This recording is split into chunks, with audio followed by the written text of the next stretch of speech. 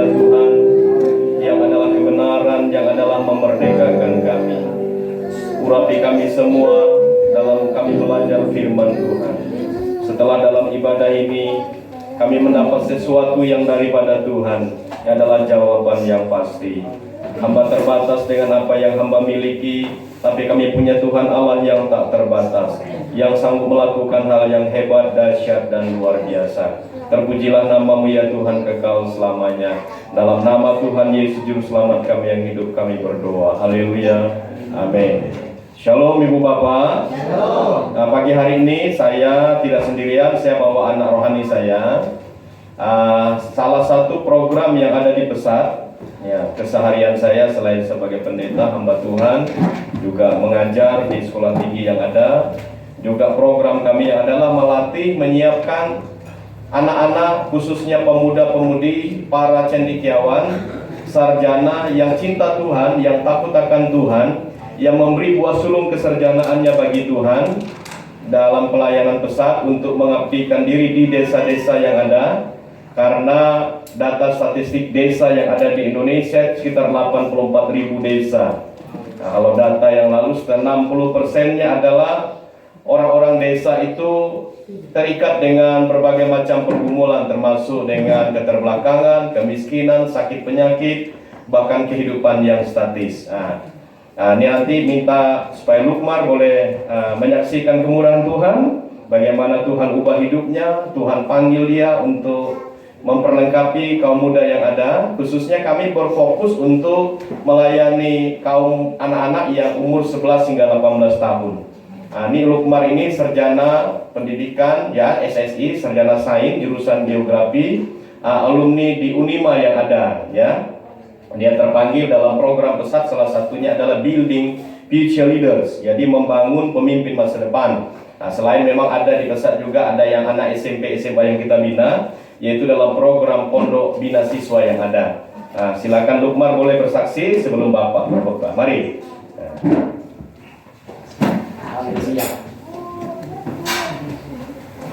Di sini. Perkenalan ulang ya. Dari mana ya? Baik, terima kasih untuk kesempatan. Pertama-tama saya mengucap syukur kepada Tuhan karena Tuhan saya ada sebagaimana ada dengan keadaan saya.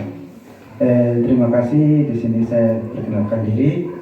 Nama saya Lukmar Hiluka, asal dari Papua. Lebih khusus di Kabupaten Jaya, Wamena. Baik, di situ saya jujur untuk latar belakang dari orang tua saya itu yang paling miskin. Artinya mungkin untuk pribadi saya itu saya tidak sangka untuk lanjut kuliah, akan sekolah macam itu. Tapi setelah itu waktu saya SD, SMP, SMA itu semua dicampur, dan di situ saya hanya ikut-ikutan jalan pergi ke sekolah ya, saya pergi pulang. Gitu. Setelah itu saya tamat SMA, saya akan lanjut kuliah di mana. Saya memang tidak pernah hayalkan akan lanjut kuliah di mana, akan lanjut kuliah di mana begitu. Saya tidak pernah hayalkan, cuman dalam hati sering doa macam gitu, bahwa saya harus kuliah macam begitu, harus D2 dari Wamena gitu. Baru saya juga penasaran, orang bilang merantau itu seperti apa gitu. Nah, waktu itu sudah saya penasaran sampai setelah tamat SMA, ada bapak guru satu pernah tanya, "Perlu apa rencana kuliah di mana?" Saya memang tidak ada hayalan untuk saya kuliah.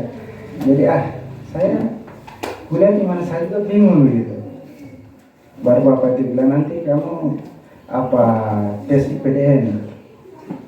Nah waktu itu, iya bapak, terima kasih.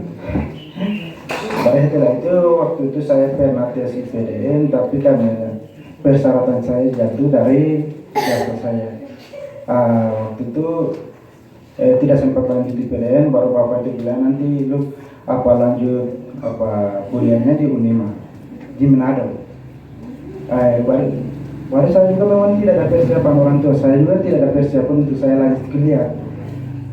Jadi saya kasih tahu bahwa saya rencana kuliah di luar gitu. Jadi ini orang tua aduh bagaimana ini tidak ada persiapan lagi, jadi nanti kita lihat-lihat gitu.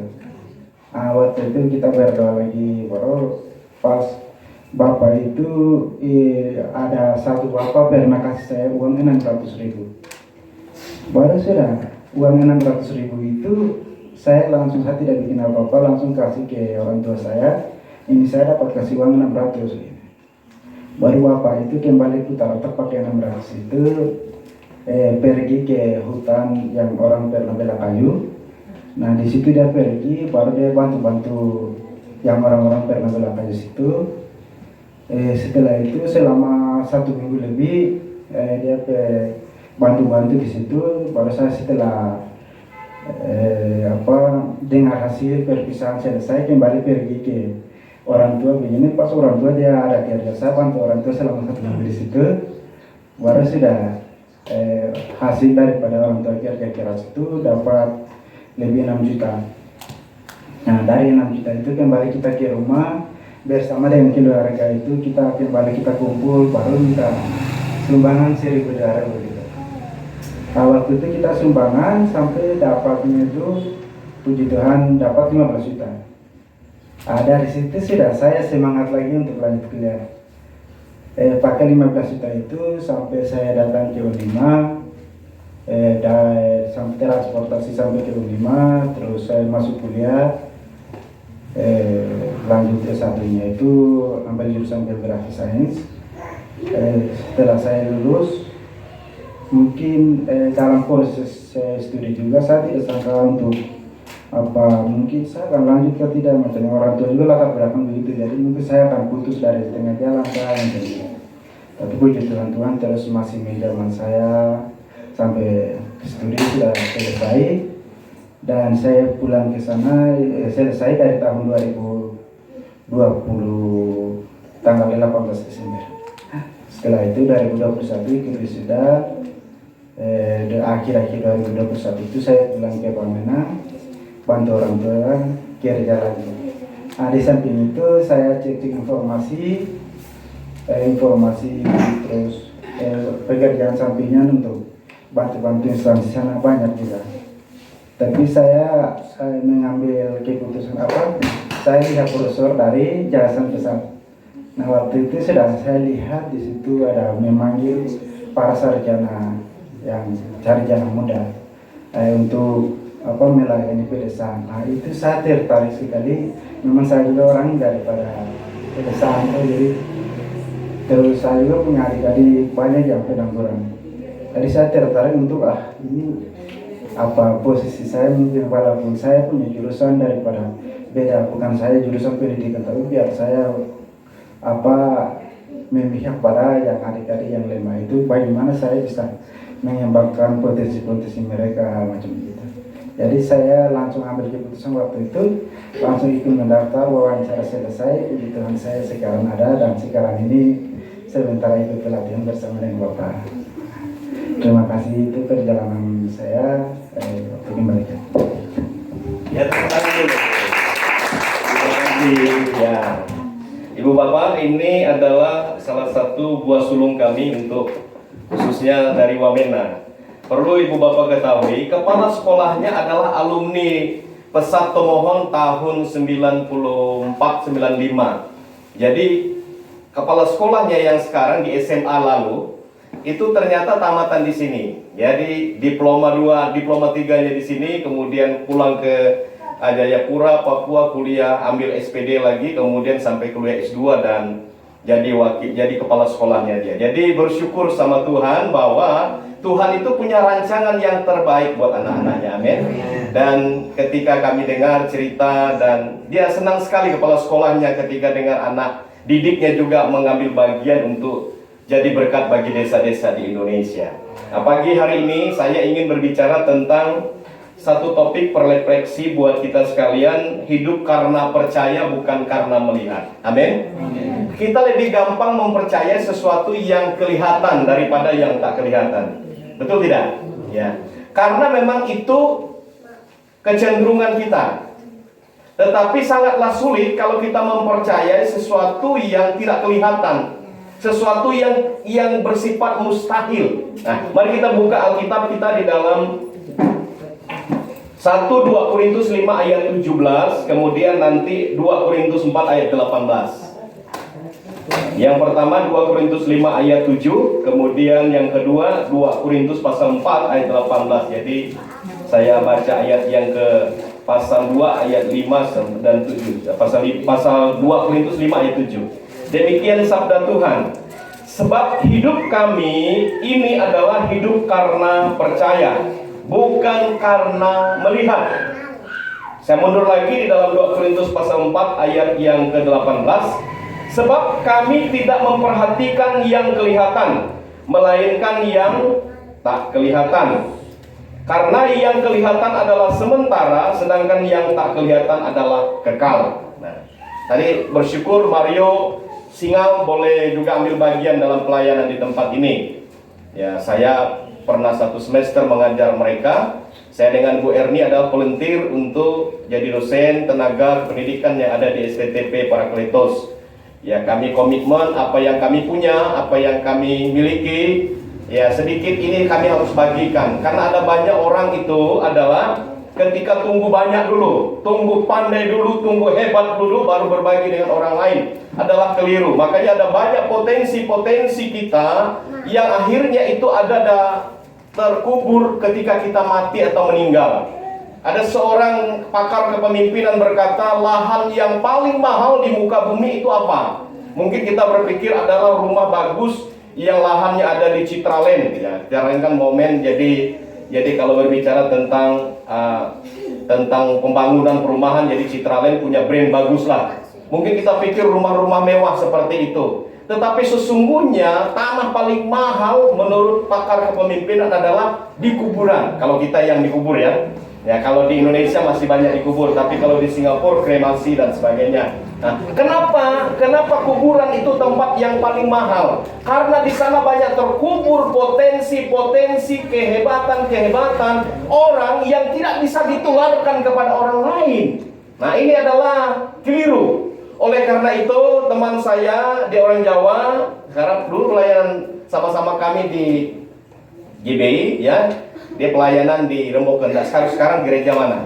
Tetapi intinya dia ingin belajar pelayanan sambil jual bakso. Dia datang ke situ, dia cerita di situ sama mas-mas yang dorong bakso ini.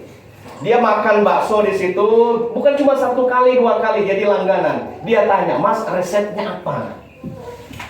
Masnya cuma bilang, saya cuma jual saja. Kenapa dia tidak mau kasih tahu? Ini rahasia dagang. Rahasia perusahaan, takut tersaingi. Saya mau berkata kepada saya dan saudara sebagai anak Tuhan, tidak perlu merasa tersaingi. Kalau ibu bapak punya kalian seperti Pak Pendeta di tempat ini, keluarga mereka ahli dalam membuat jam, memperbaiki jam, ya. Kalau ada orang tanya, Pak Pendeta, ibu termasuk mami yang ada di sana itu hebat, jangan bertakut bilang, oh saya cuma belajar cuma sedikit. Saudara, itu tidak boleh, ya. Karena berkat itu dari Tuhan, amin. Karena berkat itu Tuhan yang punya. Jangan kita merasa tersaing, bahkan kita bersyukur dengan pengetahuan yang dia miliki, dengan keahlian yang dia miliki. Kita juga tidak bisa memberi dia uang. Tetapi pada filosofi yang paling baik untuk memberdayakan adalah satu begini. Kalau ada orang datang minta ikan, kita kasih apa yang paling bagus? Ikan atau pancingnya? Kalau mungkin pancing ya. Jala atau ikannya? Yang paling bagus adalah kasih jala atau ikan atau kailnya. Jangan kasih ikannya. Sebab kalau kasih ikan sebentar dia habis, dia datang ulang 4 orang. Tapi kalau Anda kasih kail atau pancing atau jala, dia akan dapat ikan terus. Itu filosofi. Nah, sama juga dengan demikian. Jadi teman saya ini sampai hari ini dia tidak dapat resep jual bakso dari temannya, dari mas-mas tadi itu. Akhirnya apa yang terjadi? Dia datang ke tempat penggilingan bakso, dia tanya sama mas yang menggiling di sana.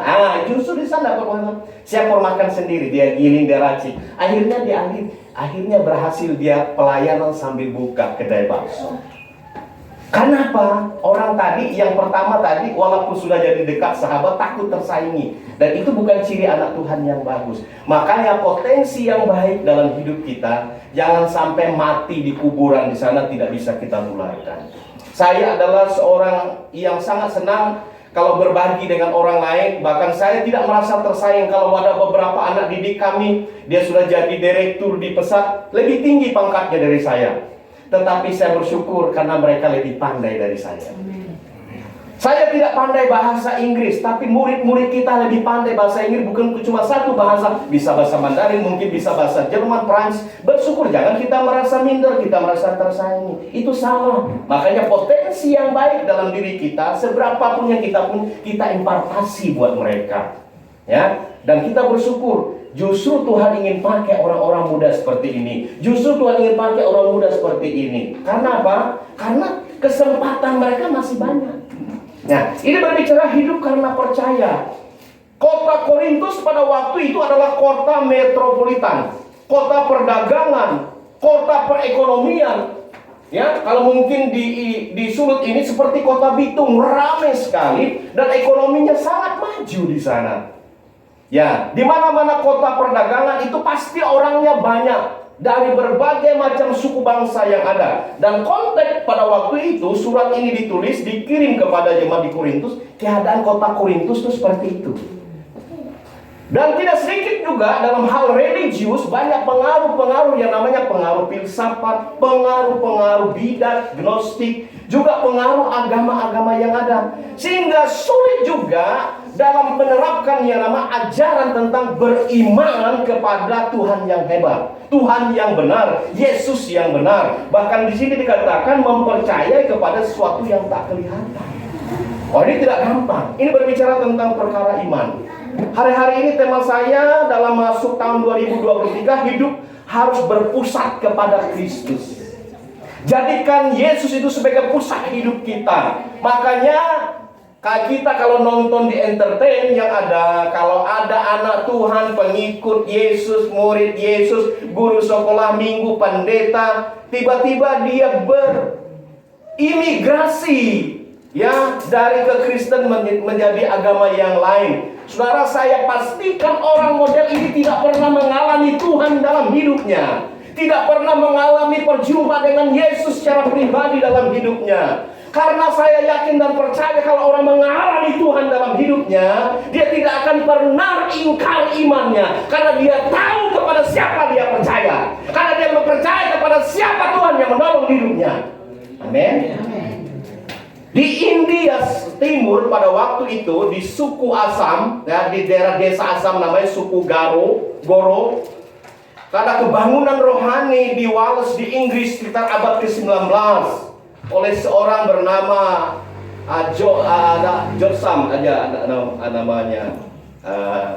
Siapa namanya? Saya buka dulu. Ada namanya ini, Evan John Roberts, ya. Dia umur 12 tahun sudah rajin berdoa. Kemudian dia bekerja juga sebagai buruh di sebuah pabrik batu bara pada waktu itu. Kemudian jemaat yang ada pada waktu hanya 17 orang dengan pendetanya abad ke-19. Tetapi John Evan Robert ini adalah seorang pemuda yang menggebu-gebu dengan Tuhan. Dia berdoa selama 12 tahun. Kemudian setelah dia umur 25 tahun, dia mendapat sesuatu impresi daripada Tuhan. Dia berani khotbah bilang sama pendetanya, "Pastor, izinkan saya berkhotbah minggu depan karena ada sesuatu yang Tuhan taruh di hati saya." Dan pendetanya tidak ingin mengecewakan anak muda yang luar biasa ini dan memberi kesempatan. Dan pendetanya duduk di situ. Jadi jemaatnya cuma 17 orang, bukan 17.000 atau 17 juta. Dan John Evan Robert berkhotbah, semua topiknya begini. Dia bilang setiap orang harus mengakui dirinya orang berdosa di hadapan Tuhan. Itu poin pertama. Jadi artinya setiap kita yang hadir menyadari bahwa kita orang berdosa di hadapan Tuhan. Poin yang kedua dia bilang begini. Setiap orang harus menghilangkan kebiasaan-kebiasaan yang kurang baik, yang tidak benar di hadapan Tuhan. Yang ketiga dia bilang begini, setiap orang harus tunduk kepada karya Roh Kudus. Dan yang keempat adalah setiap orang harus menjadi saksi Kristus. Saudara, Roh Kudus bekerja dengan hebat luar biasa, dan Roh Kudus melawat orang yang 17 orang di situ termasuk pendetanya, mereka diubahkan oleh Tuhan. Sehingga terjadi kebangunan rohani yang hebat pada waktu itu di Inggris. Sehingga pada waktu itu 30 hari kemudian ada 37.000 orang bertobat dan terima Yesus. Dari mana tadi? Dari berapa orang? 17 orang. Menjadi 1 bulan kemudian 37.000 orang bertobat dan terima Yesus. Kemudian dalam 5 bulan kemudian Roh Kudus bekerja dan melawat Wales di Inggris. Terjadi yang namanya 100.000 orang bertobat. Dan mereka menjadi pengunjung yang setia, kemudian lahir baru 90%. Mungkin kemarin sebelum terjadi lawatan Tuhan, dari 90% yang ada, cuma 10% yang lahir baru. Ini kebalikan, 90% mereka menjadi pengikut Yesus yang aktif dan dinamis. Nah, buah dari pelayanan inilah, bahkan diperkirakan ada sekitar 2 juta orang bertobat di Inggris pada waktu itu. Kemudian 20 juta tersebar ke seluruh dunia menjadi saksi Tuhan. Dan itulah yang disebut dengan kegerakan rohani di Wales. Salah satu misionari ini pergi ke yang namanya suku Assam yang ada di India. Ya, jadi ke desa yang namanya di India sana. Salah satu suku suku Garo. Ya, kemudian ada di timur laut India, bertemu dengan seorang kontak person yang bernama Nokseng. Yang terkenal di situ adalah suku itu suku kanibal, suku yang masih makan manusia dan suka membunuh orang asing di situ. Dan satu keluarga ini percaya Yesus, istrinya dengan 2 anaknya. Artinya mereka ada berapa orang? 4 orang ya. Dan ketika kepala suku menyidang yang namanya seorang bernama Nokseng ini, dia bilang, sudah, kamu jangan ikut ajaran yang baru. Kalau kamu ikut ajaran baru, kamu nanti kami bisa bunuh. Lagu yang dibilang ada, mengikut Yesus keputusanku, mengikut Yesus keputusanku, mengikut Yesus keputusanku. Ku tak ingkar, ku tak ingkar. Ternyata dia bilang keputusan ikut Yesus itu adalah bulat tekad kami. Kalau kamu tinggalkan Yesus, maka 2 orang anakmu di sana tidak akan kita panah dengan panah beracun. Dia bilang, mengikut Yesus keputusan, ku tak ingkar, ku tak ingkar. Seketika itu panah itu menancap di dada kedua anaknya. Karena panah itu pada beracun dan kemudian anaknya meninggal. Kesempatan masih ada diberikan. Kamu ingkari saja ajaran barumu itu. Kepala suku bilang, walau sendiri ku ikut Yesus, walau sendiri ku ikut Yesus, walau sendiri ku ikut Yesus, ku tak ingkar, ku tak ingkar. Akhirnya istrinya dipanah juga, mati. Kesempatan terakhir, Nokseng, kamu harus tinggalkan ajaranmu yang baru ini. Ikut kembali dengan kami di sini. Salib di depan, dunia di belakang. Salib di depan, dunia di belakang. Salib di depan, dunia di belakang. Ku tak ingkar, ku tak ingkar. Mengikut Yesus keputusan sangat tekad dan bulat. Ya, karena dia tahu siapa Tuhan Yesus yang dia percayai. Siapa Tuhan Yesus yang dia imani, yang dia yakini. Dia kehilangan kedua orang anaknya, dia kehilangan istri yang dia cintai, bahkan dia rela kehilangan dirinya sendiri. Dan akhirnya kepala suku bingung. Ini orang ini makan apa? Beriman model apa ini? Akhirnya selidiki ternyata punya Yesus yang hebat. Akhirnya satu suku yang percaya Yesus. Tetapi ada 4 orang jadi martir. Yang inilah yang saya katakan, orang yang hidup karena percaya, bukan karena apa? Melihat. Ya, Inilah yang saya sebutkan adalah orang yang mempercayai, tahu kepada siapa ia percaya, ya, tidak ragu, tidak bimbang, ya, mengikut Yesus. Dan saya garis bawahi, kalau orang percaya model ini, saudara, itu namanya dia yakin, sungguh tahu Tuhan yang dia percayai, tahu Tuhan yang dia layani. Saya selalu berkata, pertanyaan kita bukan apa yang kita percayai, tetapi siapa yang kita percayai. Ya. Kalau berbicara tentang apa, itu menunjukkan kepada benda-benda. Bisa jimat-jimat, bisa opo-opo, bisa batu pina betengan di sana, atau mungkin bisa benda-benda tertentu yang kita keramatkan, yang kita percaya. Itu apa yang kita percayai. Tetapi konteksnya di sini adalah siapa yang kita percayai. Makanya untuk menarik untuk kita selidiki kata percaya dalam Alkitab kita ini, baik PL ataupun PB, yang merujuk diterjemahkan kemudian ke Septuaginta yang ada, itu kata percaya disamakan dengan beriman. Itu dicatat di dalam Alkitab itu 558 kali. Yang artinya begini, kalau engkau percaya artinya engkau hidup meyakini, ya, apa yang dikatakan oleh Tuhanmu itu. Jadi siapa yang mengatakan itu engkau yakini, engkau hidupi, engkau imani, karena engkau tahu siapa dia, begitu. Kemudian yang kedua, kata pistis iman di sini adalah orang yang menjadikan perkataan Tuhan itu sebagai jaminannya. Kalau engkau mendengar apa yang disabdakan oleh Tuhan Yesus, apa yang disabdakan oleh firman, engkau menjadikan itu sebagai jaminan. Contohnya Yesus bilang, keselamatan tidak ada dalam siapapun juga selain di dalam Dia. Nah, kemudian apa? Akulah jalan, kebenaran dan hidup. Yesus ngomong, engkau imani bahwa Yesus yang ngomong itu, gitu. Engkau beriman, tahu pasti ini bukan karang-karang, bukan Yunus yang ngomong, ya, bukan Mario yang ngomong, bukan Lukmar yang ngomong, tapi Tuhan bilang, aku jalan. Nah, aku jalan kebenaran.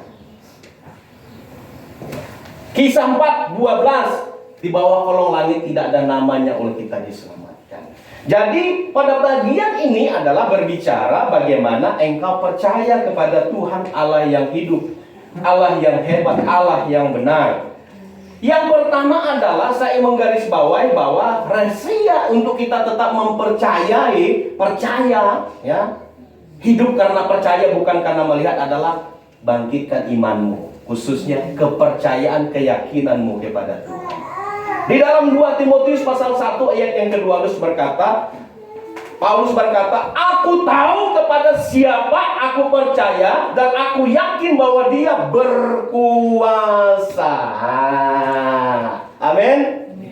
Jadi kenapa satu keluarga ini di India Selatan tadi, dari desa Asang tadi, ya, jadi dari suku India yang ada di bagian timur laut tadi, maksud saya, mereka rela kehilangan nyawa mereka karena mereka tahu siapa Yesus yang mereka percayai. Saya memastikan kalau ada orang tinggalkan Yesus, berbalik haluan ke iman yang lain, saya memastikan dia tidak mengalami Tuhan dalam hidupnya. Ya, bisa saja Tuhannya adalah mammon, harta benda, kekayaan, kejabatan, kedudukan, yang itu menjadi tuannya, sehingga dia rela tinggalkan Yesus. Saudara, apalah artinya kita hidup di dunia ini 70-80 tahun tetapi kita mati dalam kebinasaan, ya?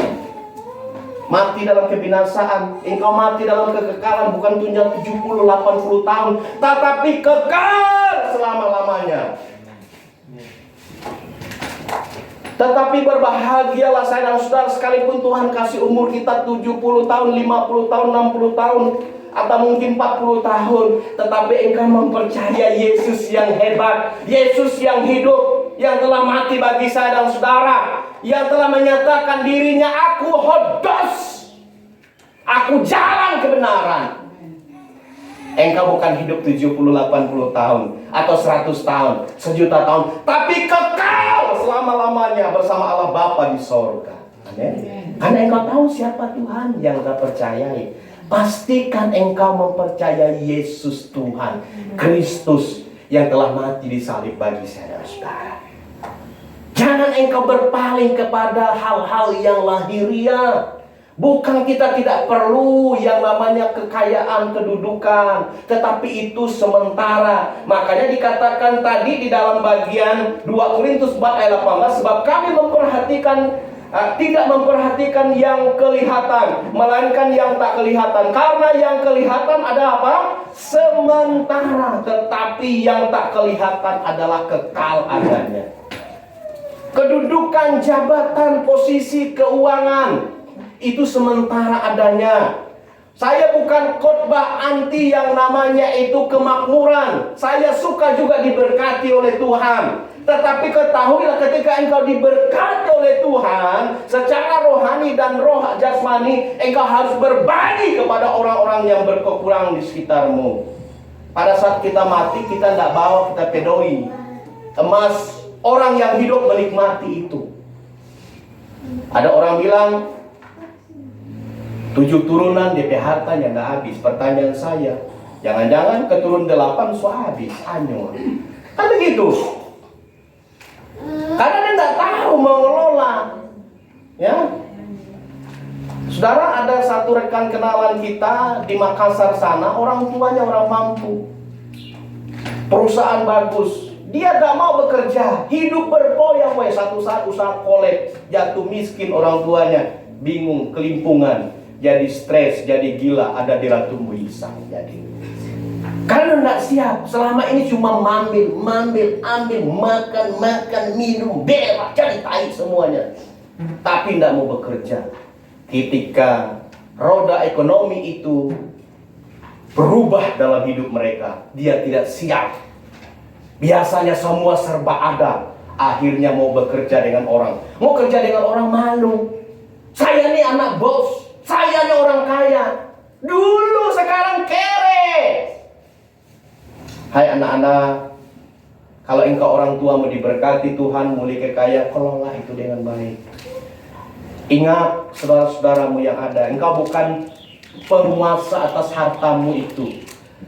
Engkau pengelola yang baik. Jadi gunakan harta itu bagi Tuhan dan bagi sesama. Kalau engkau mengatakan aku mengasihi Yesus, perintah yang kedua adalah kasih juga sesamamu manusia. Kalau engkau berbuat sesuatu bagi Tuhan, berbuat juga bagi sesamamu, bagi orang-orang di sekitarmu. Dan inilah nilai yang tak ternilai. Jadi bagian yang pertama tetaplah untuk percaya. Yang kedua adalah tidak tawar hati ketika menghadapi kemerosotan tubuh. Itu bisa buka di dalam 2 Korintus pasal yang ke-4 ayat yang ke-16 di situ ya. Di bagian di sebelahnya, perhatikan di situ. Ayat 16.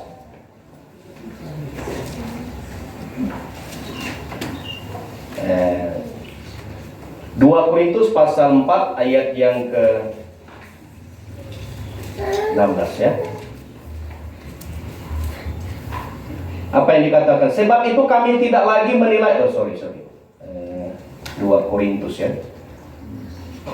Pokoknya dikatakan, sebab kami tidak tawar hati meskipun manusia lahiriah kami semakin merosot. Ayat mana itu? Ayat berapa di situ? 16. Oh, 16 ya. Ya, 16 ya. Dalam 2 Korintus ya. Ya. Jadi kami tidak tawar hati meskipun manusia kami semakin merosot. Hal yang kedua, orang yang hidup karena percaya adalah tidak tawar hati ketika terjadi kemerosotan tubuh secara lahiriah. Salah satunya adalah proses penuaan. Saudara, ada banyak orang tuh tidak suka jadi tua.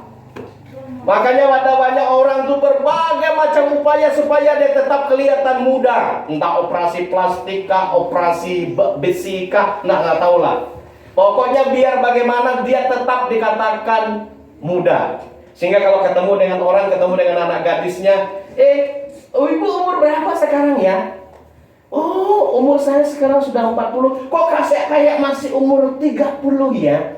Waduh, senang sekali. Bahkan seperti anaknya, adiknya. Jadi anak umur berapa nih? Anak saya sudah umur 17 tahun. Aduh, kok mirip kayak kakak adik. Saudara, ini sontoloyo namanya itu. Jangan suka mau makan puji. Nggak ada namanya itu anak dengan mama bilang kakak adik. Itu rumusnya dari mana itu? Itu menyalahi aturan. Hal yang kedua adalah tidak bisa itu namanya anak 17 tahun dengan kita 40 tahun ya beda lah. Paling tidak sudah ada uban. Saudara, kalau ada orang yang suka begitu, tapi memang ada orang jenisnya suka makan puji. Iya, betul ya. Langsung dia pulang ke kamar, dia langsung bercermin. Cie, oh saya baru umur 30 tahun. Sama dengan anak saya. Seperti adik kakak, seneng dia. Saudara, itu pandusta namanya.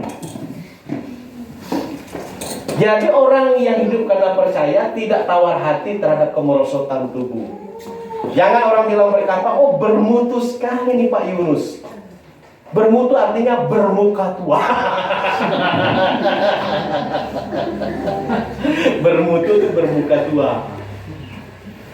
Kemudian selain bermutu plus kok tops lagi. Wah, tops itu apa? Ternyata top itu kepanjangannya namanya tuli, ompong, botak, pikun, dan sakit-sakitan. Saudara, jemaat Tuhan di tempat ini, makanya anak-anak, kalau engkau masih badan presko, masih gagah, dibilang, siapa dulu saya? Elmen. Saudara, karena main minum susu Elmen, makanya body saya pocok-pocok. Body saya gagah begini. Segala bentuk, kalau laki-laki itu ada semua otot-otot. Kalau saya yang perempuan, gitar Spanyol. Kenapa enggak gitar temohon? Aku pikir ya. Kenapa kok gitar Spanyol atau gitar dari Paris sana itu? Bodinya aduhan. Saudara, jangan sombong. Dari atas sampai ke bawah semua T semua. Rambut itu namanya tai, rambut itu ketombe. Turun ke mata ini namanya tai mata. Turun ke hidungnya namanya tai hidung. Turun ke mulut ini namanya tai gigi. Turun ke namanya itu kuku ini tai kuku. Keringat, siapa nggak pernah keringat? Itu namanya tai minyak. Dan tai yang lainnya, saudara. Saudara, kalau tubuh kita ini semua dari atas sampai ke bawah ini T semua, mau sombong apa? Kalau kita ada hari ini itu kemurahan Tuhan, amin. Mari kita gunakan hidup kita, persembahkanlah pertumbuhan hidupmu sebagai persembahan yang hidup, kudus, berkenan kepada Tuhan. Itu ibadahmu yang sejati, artinya totalitas hidupmu bagi Tuhan. Dan itu Allah kehendaki dalam hidup kita sebagai orang percaya. Ya, dan Tuhan mau saya dan saudara hidup di situ. Bagi kita yang so ada umur, jangan juga merasa aduh sonya ndak guna, sonya ndak guna ini. Saudara, kasih karunia Tuhan cukup dalam hidup kita, amin. Saya selalu berkata, saya ini ganteng dari dulu. Sekarang sudah terjadi proses penuaan. Kenapa? Saya bangga karena kita ini gambar dan rupa Allah. Makanya kalau orang tidak tahu diri tadi, menganggap dia segala-galanya, kasih T tadi itu sudah. Cerita pada orang itu. Ngana bilang, ngana hebat, aku mau cerita ini ya. Dari atas sampai bawah semua T. Ngana. Saya mau tahu buktinya. Bilang dong. Nah gitu tadi. Tai minyak semua. Tai kuku semua. Tai gigi semua. Tai talinga semua. Tai hidung semua. Tai mata semua.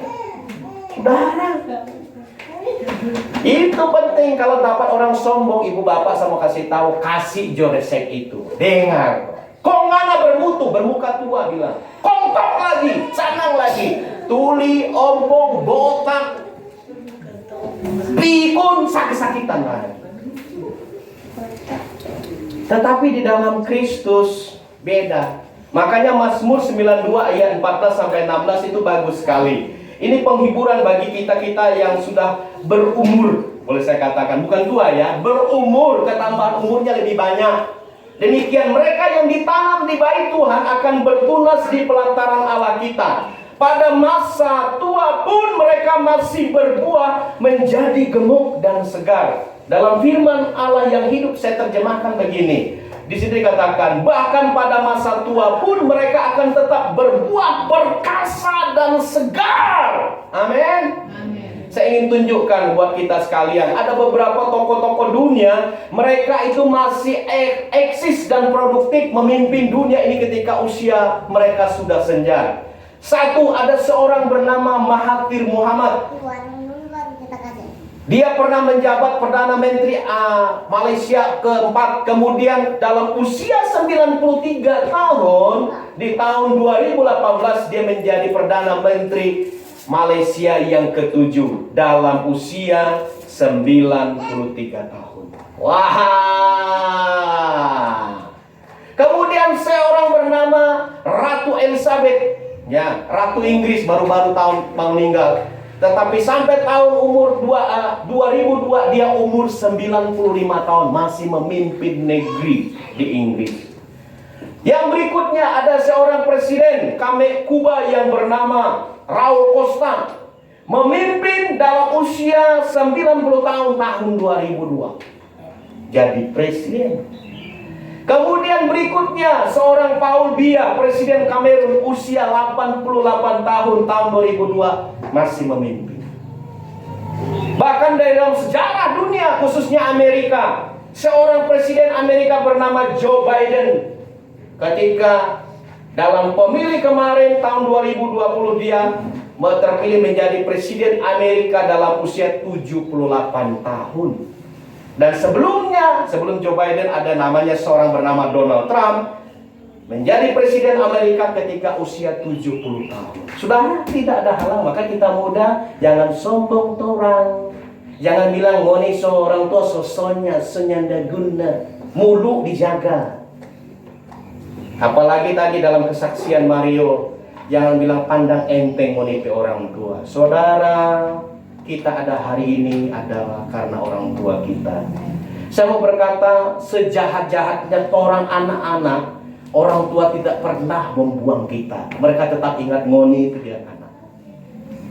Jangan saudara berkata ketika ada kesulitan marah lari di rumah, tiba-tiba Anda kesukaran datang ke teman atau birman tetangga, terima kasih ya sudah kasih saya tumpangan makan 1 malam 2 malam ini. Orang yang kasih besar penganan tadi dalam kesaksian Mario 9 bulan dalam perut mamanya, kemudian lahir nguek orang ini besar sudah tahu tidak tahu diri, tak pernah bilang dan mama.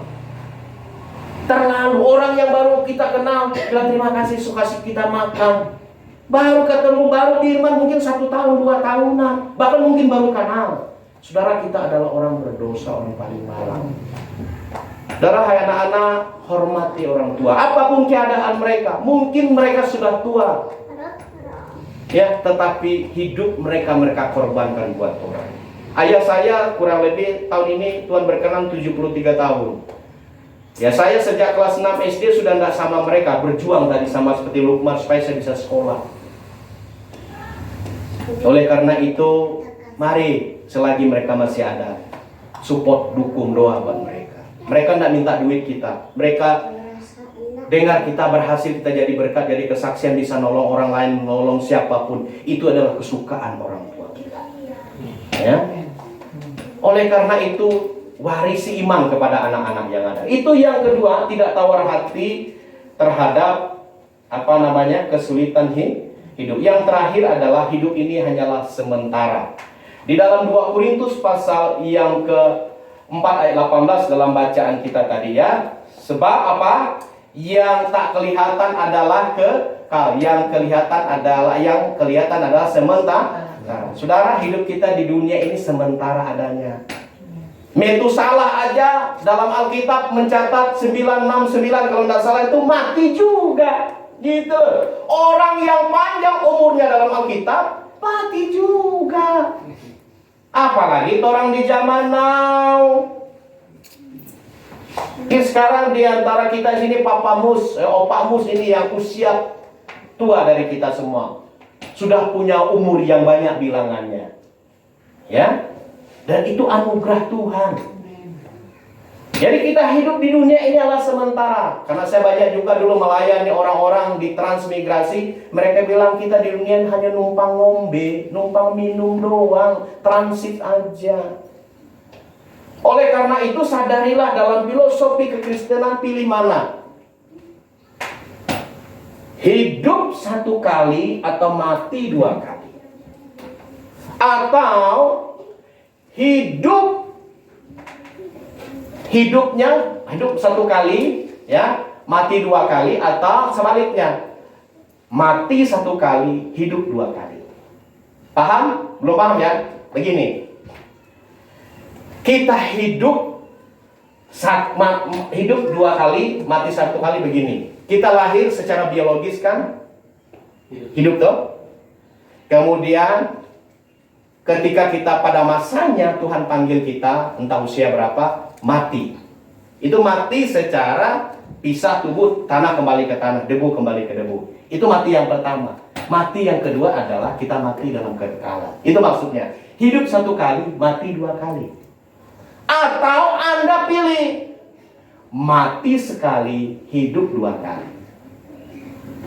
Rusuknya begini, kela kita telah ada hidup di sana ini, kita mati sekali, kita meraga kita menjadi tanah, tapi engkau hidup dalam kekekalan selamanya.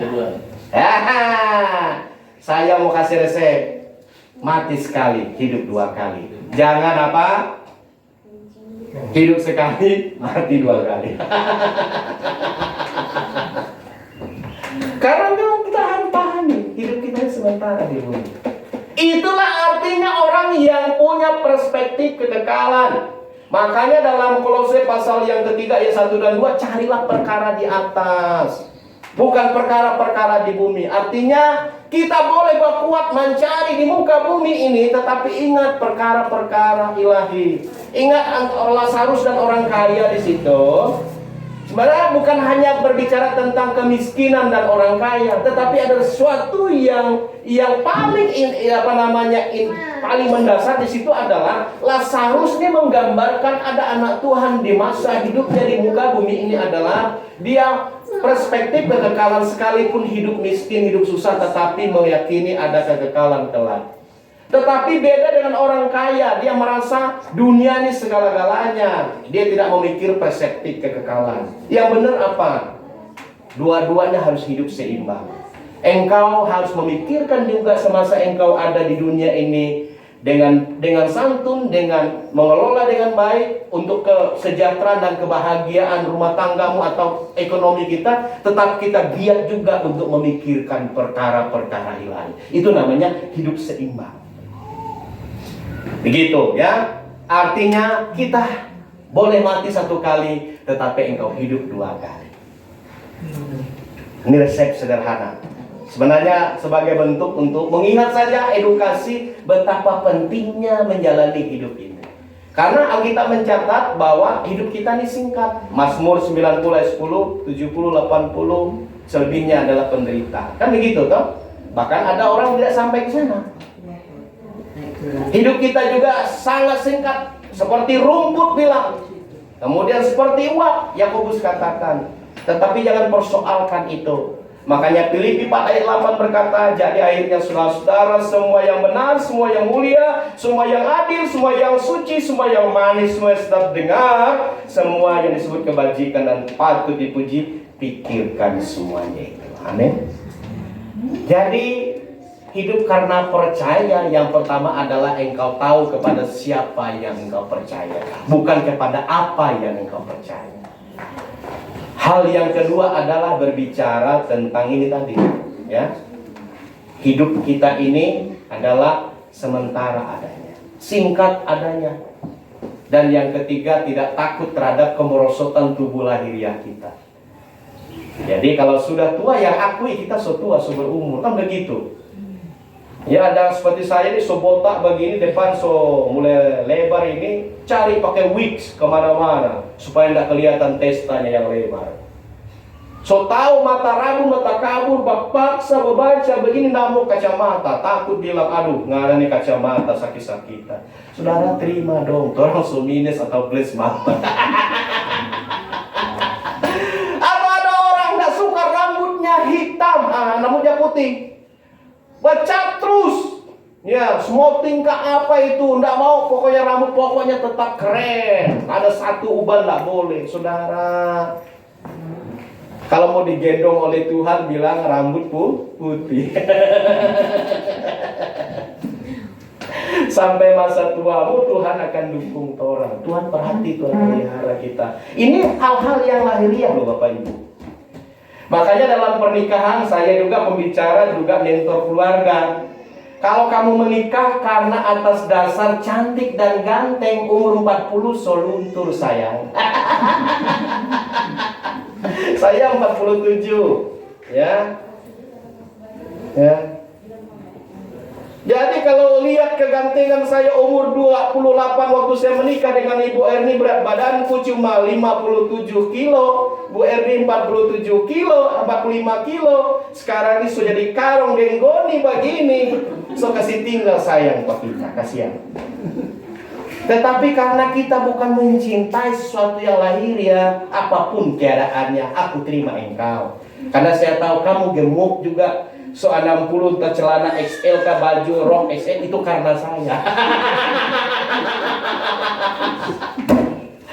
Haleluya, amin.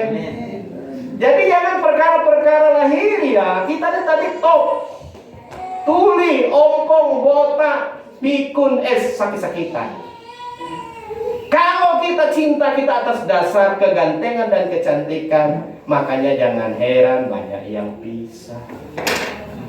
Ya, saya ingin tutup dengan satu kisah. Hidup karena percaya bukan karena melihat. Ada seorang tentara Jepang. Jepang ini adalah bangsa Shinto, jadi penyembah berhala juga, ya, Buddhis, ya, kuat. Tetapi ada juga kekristenan di sana, walaupun jumlahnya tidak banyak, tapi tidak sampai. Paling kita paling pikir banyak, boleh 0,5%. Taruhlah kalau kita iman besar 1%. Nah, kalau Anda tidak mau, ya pokoknya ada gitu ya. Akhirnya dia jadi tentara,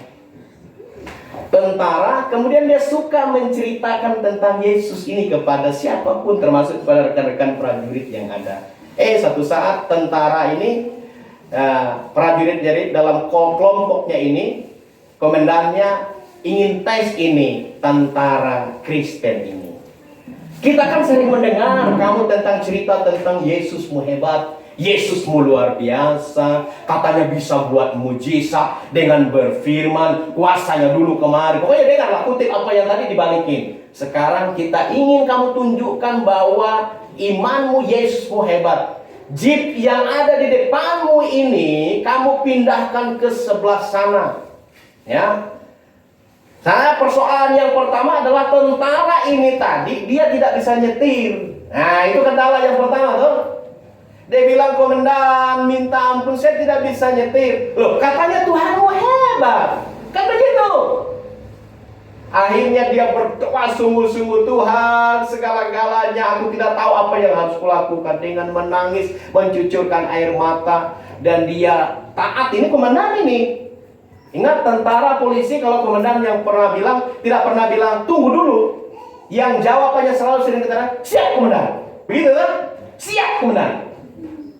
Akhirnya dalam segala keterbatasan dengan tetesan air mata dia datang ke jeep itu, dia lakukan apa yang komandannya minta. Dan singkat kata, singkat cerita, dia bisa parkir di tempat yang diminta oleh komandannya. Giliran sekarang dia lihat komandan dan teman-temannya menangis. Loh, dia bingung. Loh, kenapa kalian menangis? Kenapa kalian menangis? Minta ampun, sujud-sujud sama dia. Ternyata jeep yang tadi itu tidak ada mesinnya. Haleluya. Tuhan bela prajurit yang cinta Tuhan. Dia bisa pindahkan mobil ke sana tanpa mesin. Dan akhirnya tentara komandan itu takut gemetaran. Dan mereka berkata, kami percaya apa yang kau katakan. Ini mereka tuntut bukti. Tetapi laki-laki ini prajuritnya adalah hidup karena percaya, sekalipun tidak pernah lihat hal yang hebat spektakuler, dia tetap mengimani bahwa Yesusnya hebat. Tetapi dalam konteks ini akhirnya mereka percaya dan akhirnya mereka terima Yesus. Yesusmu hebat, Yesusmu luar biasa, dan engkau telah buktikan buat kami semua. Kami mau ikut iman seperti engkau.